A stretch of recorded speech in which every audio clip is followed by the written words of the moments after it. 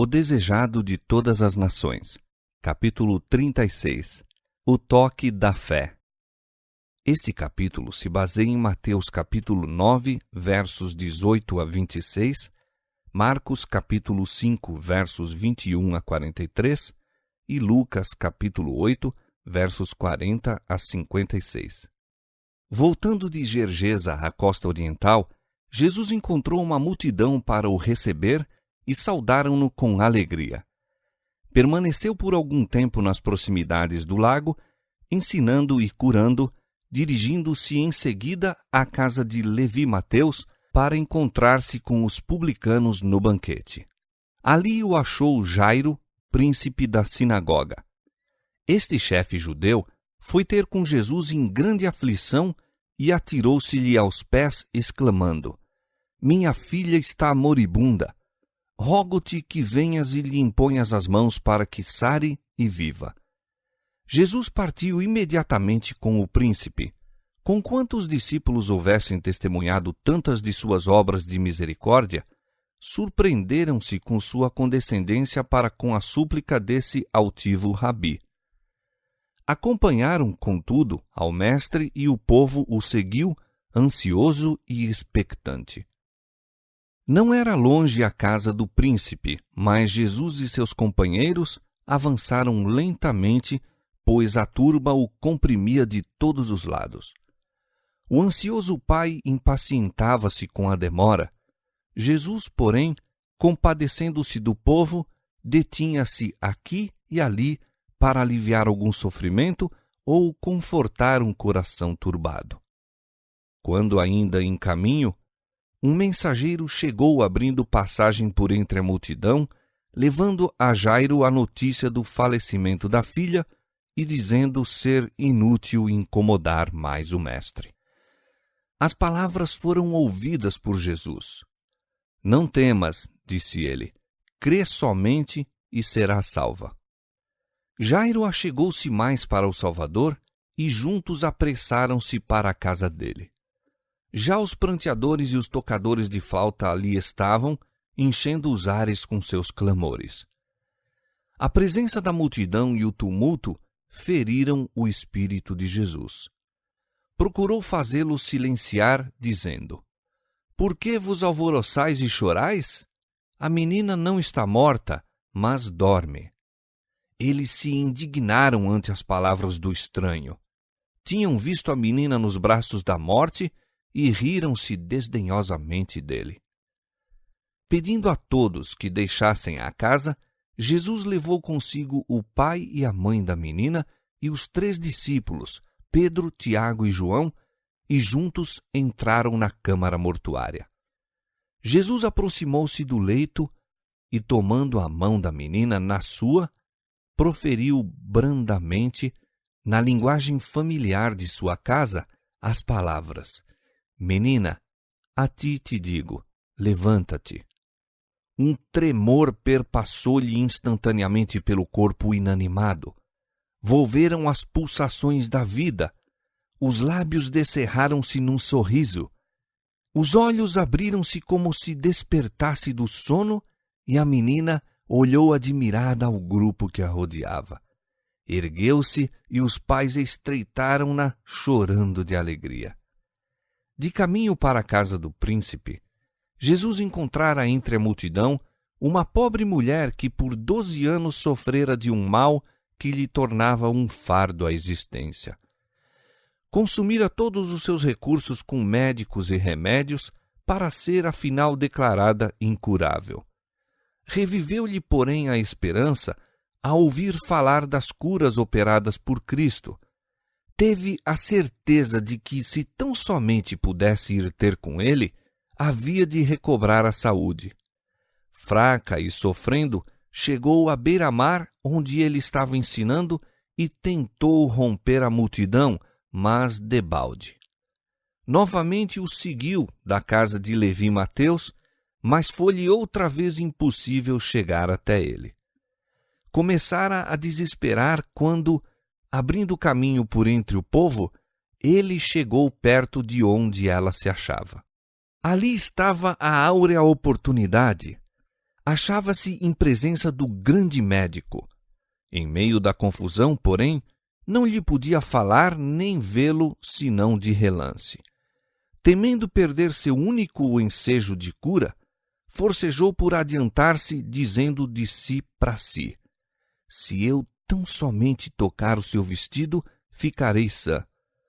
Quando ele ia passando, ela avançou, conseguindo tocar-lhe de leve na orla do vestido. No mesmo instante, todavia, sentiu que estava sã.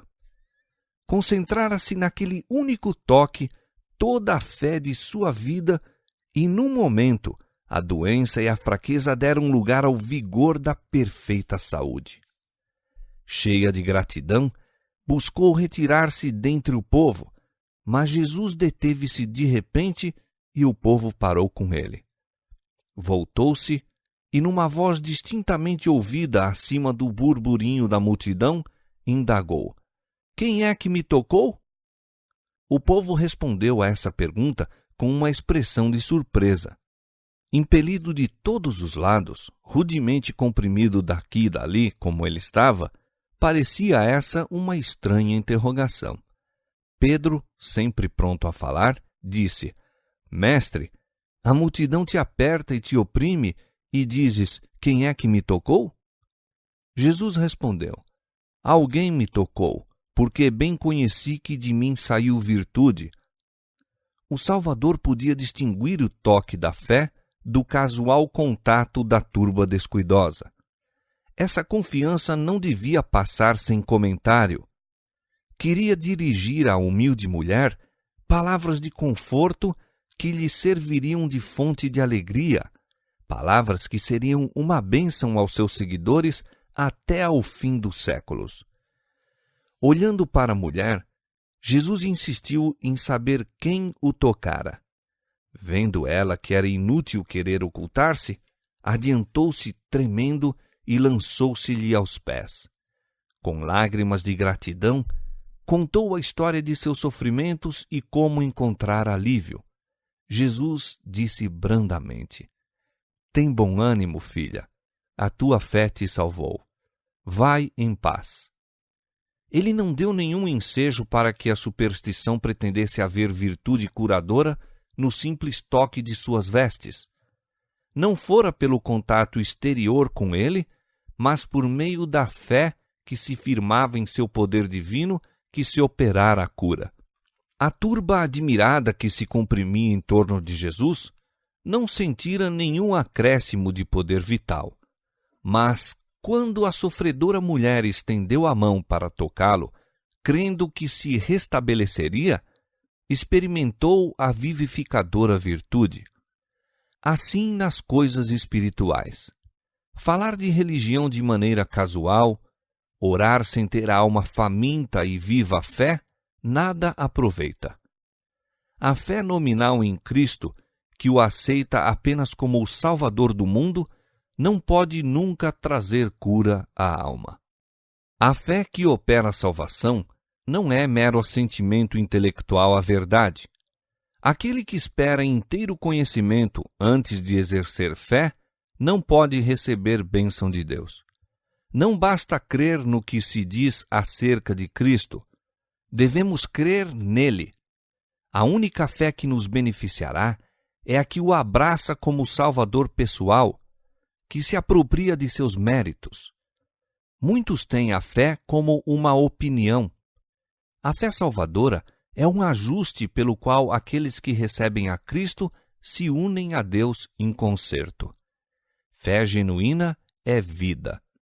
Uma fé viva significa acréscimo de vigor, segura confiança pela qual a alma se torna uma força vitoriosa. Após a cura da mulher, Jesus desejava que ela reconhecesse a bênção que recebera. Os dons oferecidos pelo Evangelho não devem ser adquiridos às furtadelas, nem fruídos em segredo. Assim, o Senhor nos chama a confessar sua bondade. Vós sois as minhas testemunhas, diz o Senhor. Eu sou Deus. Isaías 43, verso 12.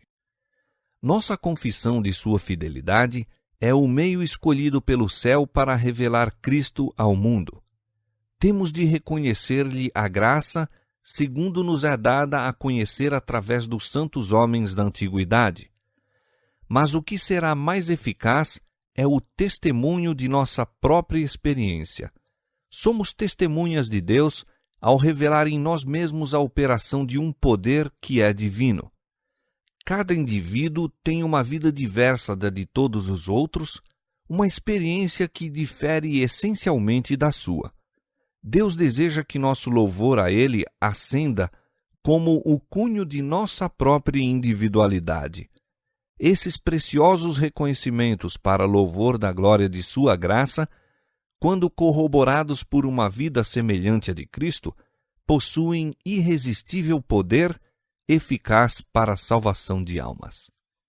Quando os 10 leprosos foram ter com Jesus em busca de cura, ele lhes ordenou que fossem e se mostrassem ao sacerdote. No caminho foram purificados, mas unicamente um voltou atrás para lhe dar glória. Os outros seguiram seu caminho, esquecendo aquele que os pusera sãos. Quantos estão ainda fazendo a mesma coisa? O Senhor opera continuamente em benefício da humanidade. Está sem cessar concedendo suas dádivas. Ergue o enfermo do leito em que languece, livra os homens de perigos a eles invisíveis, envia anjos celestes para os salvar de calamidades, guardá-los de peste que ande na escuridão e de mortandade que assole ao meio-dia, mas os corações não são impressionados. Salmo 91, verso 6. Ele entregou todas as riquezas do céu para os redimir, e todavia andam alheios ao seu grande amor. Por sua falta de reconhecimento, cerram o coração à graça divina. Como a urze no deserto, não sabem quando vem o bem, e sua alma habita os endurecidos lugares da terra árida. É para nosso próprio benefício que conservamos sempre vívidos na memória todos os dons divinos. Assim se robustece a fé para pedir e receber mais e mais.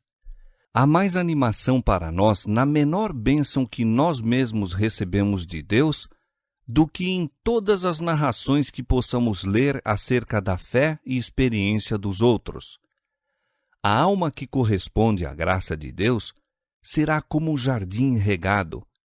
Sua saúde brotará apressadamente. Sua luz rompeu nas trevas e a glória do Senhor se verá sobre ela. Lembremos, pois, a amorável bondade do Senhor e a multidão de suas ternas misericórdias. Como o povo de Israel, empilhemos nossas pedras de testemunho e sobre elas inscrevamos a preciosa história do que Deus tem feito por nós. E ao recordarmos seu trato para conosco em nosso peregrinar, corações enternecidos de gratidão, declaremos: que darei eu ao Senhor por todos os benefícios que me tem feito? Tomarei o cálice da salvação e invocarei o nome do Senhor. Pagarei os meus votos ao Senhor agora, na presença de todo o seu povo. Salmo 116, versos 12 a 14.